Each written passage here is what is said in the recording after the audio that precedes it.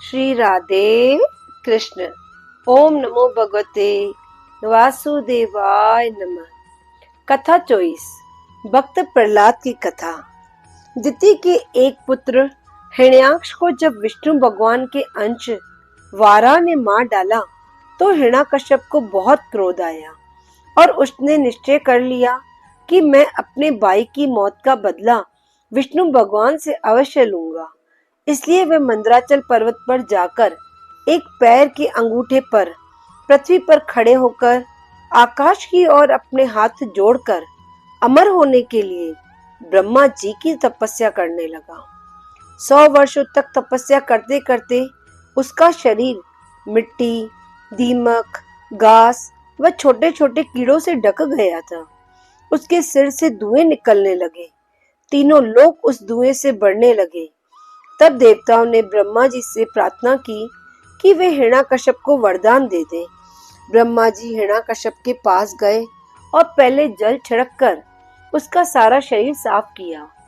फिर उससे बोले कि जो वरदान चाहिए मांगो, मैं तुम्हारी इस कठिन तपस्या से खुश हुआ हूँ। हिरण्याकश्यप हाथ जोड़कर वरदान मांगता है, हे ब्रह्मा, मुझे वरदान दीजिए कि आपके पैदा किए किसी भी प्राणी, पशु, पक्षी, मनुष्य, देवता, दैत्य, नाग आदि से मेरी मृत्यु ना हो। हथियार से पृथ्वी तथा आकाश में कहीं भी मेरी मृत्यु न हो। इंद्र आदि देवता भी मेरे सामने टिक न पाए। ब्रह्मा जी कहते हैं, ऐसा वरदान देना बहुत कठिन है, फिर भी तुम्हारी तपस्या से प्रसन्न होकर ये सब वर तुम्हें देता हूँ। दिति ये वर सुन बहुत प्रसन्न हुई और हिरण्याकश्यप ने सब देवताओं को भी हरा दिया। देवताओं ने विष्णु जी से प्रार्थना की। तभी आकाशवाणी हुई कि तुम सब चिंता मत करो। हिरण्याकश्यप जब अपने पुत्र प्रहलाद से नफरत करेगा तब मैं उसे मार दूंगा। हिरण्याकश्यप को 4 पुत्र थे। उनमें से प्रहलाद सबसे छोटा था। प्रहलाद बचपन से ही हरि भजन करता था और भगवान विष्णु का ध्यान करता था। जब यह बात उसके पिता अर्थात हिरण्याकश्यप को पता चली तो पहले तो उन्होंने अपने पुत्र को समझाया, पर वह जब नहीं समझा तो उसे गुरुकुल भेजना शुरू कर दिया। कुछ समय बाद हिरण्याकश्यप अपने पुत्र को बुलाकर अपनी गोद में बिठाकर पूछते हैं कि तुमने इतने दिनों में क्या सीखा। प्रहलाद जी बोले, हे पिताजी, विष्णु भगवान की भक्ति 9 प्रकार से होती है। मैंने यही अध्ययन किया है। ये सुनकर हिरण्याकश्यप को बहुत क्रोध आ गया और गुरुओं पर क्रोध करने लगा कि तुम बालक को कौन सी विद्या सिखा रहे हो। तब गुरुजनों ने बताया कि यह उसकी जन्मजात बुद्धि है। यह हमारे डराने से भी नहीं डरता और सारा दिन नारायण का ही जाप करता है। ऐसी बातें सुन हिरण्याकश्यप ने प्रहलाद जी को पृथ्वी पर पटक दिया और दैत्यों को आदेश दिया कि इसे मार डालो। दैत्यों ने त्रिशूल लेकर प्रहलाद के शरीर पर वार किया, किंतु प्रहलाद को एक खरोच भी न आई। फिर हाथियों के नीचे कुचलवाया, विषधर अर्थात जहर वाले सांपों से डसवाया, पर्वत से नीचे गिराया, बर्फ में दबवाया, अग्नि में जलाया, किंतु भक्त प्रहलाद को जरा भी तकलीफ न हुई। यह सब देख हिरण्याकश्यप बहुत घबरा गए। हिरण्याकश्यप को गुरु शुक्राचार्य के शिष्यों ने यह समझाया कि जब तक गुरु शुक्राचार्य आए तब तक इसे गुरुकुल ही भेज दीजिए। जब गुरु शुक्राचार्य आ जाएंगे तब वो ही इस बालक को समझा पाएंगे। हिरण्याकश्यप को यह बात सही लगी। उसने प्रहलाद को फिर से गुरुकुल भेज दिया। एक दिन पाठशाला में मौका पाकर प्रहलाद जी ने असुर बालकों को भक्ति का उपदेश दिया। प्रहलाद जी बोले, हे मित्रों, यह मनुष्य जन्म बहुत कठिनाई से मिलता है। इसी जन्म में भगवान को पाया जा सकता है, किंतु इस जीवन का कोई भरोसा नहीं। आज हम हैं, कल नहीं। इसलिए भगवान का भजन करने के लिए वृद्धावस्था अर्थात बुढ़ापे का इंतजार नहीं करना चाहिए। बचपन के 20 वर्ष खेल कूद में निकल जाते हैं। बुढ़ापे के 20 वर्ष कमजोरी व बीमारी में निकल जाएंगे और युवावस्था सोने में, बच्चों के पालन करने में और विषय भोगों में खत्म हो जाएगी। और फिर ये मनुष्य योनि जो बहुत मुश्किल से मिलती है, यूं ही व्यर्थ हो जाएगी। इसलिए हे मित्रों, तुम भी मेरे साथ नारायण की भक्ति करो। यह भगवत धर्म मैंने नारद जी के मुख से पहली बार सुना था। तब बालक पूछते हैं कि तुम्हें नारद जी कहाँ मिले?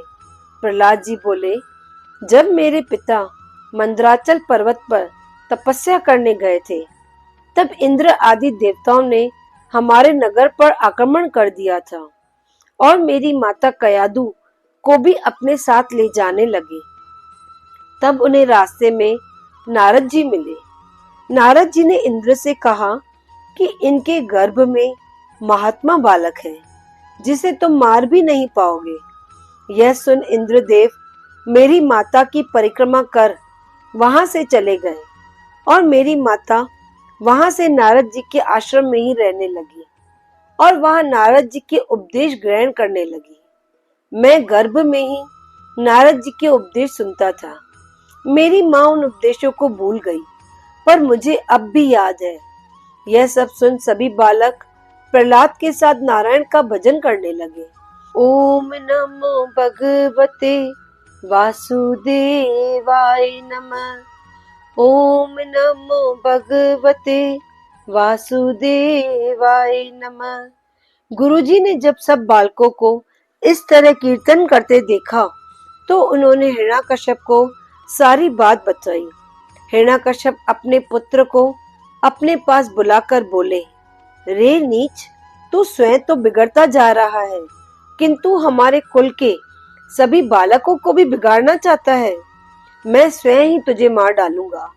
यह सुन प्रहलाद जी बोले, हे पिताजी, ब्रह्मा से लेकर छोटे से छोटे कीड़े की जो रक्षा करता है, उसी परमात्मा के बल भरोसे मैं रहता हूँ। वो सभी जगह है, आप भी उसी की शरण में आ जाओ। हिरण्याकश्यप ऐसे वचन सुनकर बोला, हे नीच, अब तेरे सिर पर काल खेल रहा है। यदि तेरा नारायण सब जगह मौजूद है तो इस खंबे में भी होगा। प्रहलाद बोला, हाँ जरूर होगा। हिरण्याकश्यप कहते हैं, ठीक है, तो मैं इस खंबे को ही तोड़ देता हूँ, देखता हूँ कहाँ है तेरा नारायण। हिरण्याकश्यप जैसे ही तेज वार करते हैं, खंबे पर बड़ा भयंकर आवाज होता है, मानो पूरा ब्रह्मांड ही फट गया हो। उस खंबे को फाड़कर भगवान का 14 अवतार विचित्र रूप धारण किए हुए प्रकट हुआ, जिनका नाम नरसिंह भगवान पड़ा। नरसिंह भगवान और हिरण्याकश्यपु में युद्ध चालू हुआ। अंत में महल के द्वार पर ले जाकर उसे अपनी जांग पर रख लिया और अपने नखुनों के जोर से नरसिंह भगवान ने हिरण्याकश्यप को फाड़ दिया। हिरण्याकश्यप को ब्रह्मा जी से जो वरदान मिला था, नरसिंह अवतार ने उसी वरदान का पालन करते हुए उसे मारा था। वह पुरुषोत्तम महीना था, जिसे अधिक मास भी कहते हैं, इसलिए ये 12 महीने में नहीं आता। वह न दिन था न रात थी, शाम का वक्त था। ना उसे घर के अंदर ना बाहर मारा, उसे चौखट पर मारा। नरसिंह अवतार ना नर थे, अर्थात ना मनुष्य थे, ना पशु थे, और ना ही ब्रह्मा के द्वारा पैदा किए हुए कोई प्राणी थे। ना उसे अस्त्र से मारा, ना शस्त्र से, उसे तो नखुनों से मारा था। इस प्रकार भगवान ने भक्त प्रहलाद की लाज रखी। नरसिंह अवतार का वह रूप बहुत भयानक था। हिरण्याकश्यप को मारने के पश्चात भी उनका क्रोध शांत न हुआ। सभी देवी देवताओं ने बहुत कोशिश की, यहाँ तक कि स्वयं मां लक्ष्मी भी डर के कारण आगे न आ सकी। तब ब्रह्मा जी ने प्रहलाद को नरसिंह भगवान के पास भेजा। जब प्रहलाद ने भगवान की स्तुति की तो नरसिंह अवतार शांत हुए और प्रहलाद को गोद में उठा लिया। बोलो नारायण अंश नरसिंह भगवान की जय, भक्त प्रहलाद की जय। श्री राधे कृष्ण। ओम नमो भगवते वासुदेवाय नमः।